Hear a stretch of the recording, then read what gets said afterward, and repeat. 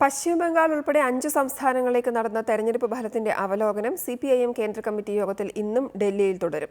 കോൺഗ്രസുമായി പശ്ചിമബംഗാളിലുള്ള സഹകരണത്തിൽ പ്രായോഗിക നിലപാട് PB സ്വീകരിക്കണമെന്ന് ബംഗാൾ ഘടകം കേന്ദ്ര കമ്മിറ്റിയിൽ ആവശ്യപ്പെടും.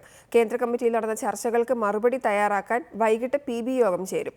VS-നെതിരായ പരാതി പരിശോധിക്കുന്ന PB കമ്മീഷന്റെ നടപടി വേഗത്തിൽ പൂർത്തിയാക്കണമെന്ന് സീതാറാം യെച്ചൂരി ഇന്ന് വീണ്ടും പോളിറ്റ് ബ്യൂറോയിൽ ആവശ്യപ്പെടും. പശ്ചിമബംഗാളിലെ നിയമസഭാ തെരഞ്ഞെടുപ്പിലുണ്ടായ തിരിച്ചടിയായിരുന്നു കേന്ദ്ര കമ്മിറ്റിയിലെ ആദ്യ ദിവസത്തെ ചർച്ചകളെ സജീവമാക്കിയത്.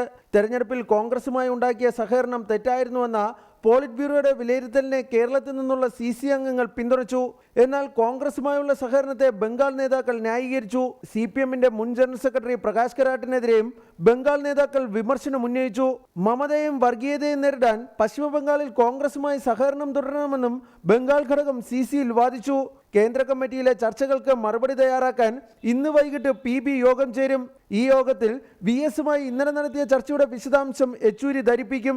VS-നെതിരായ പരാതി പരിശോധിക്കുന്ന PB കമ്മീഷന്റെ പ്രവർത്തനം വേഗത്തിൽ പൂർത്തിയാക്കണമെന്നും VS-ന് ഉചിതമായ പദവി നൽകണമെന്നും യെച്ചൂരി PB-യിൽ ആവശ്യപ്പെട്ടേക്കും. B. ബാലഗോപാൽ, റിപ്പോർട്ടർ, ദില്ലി.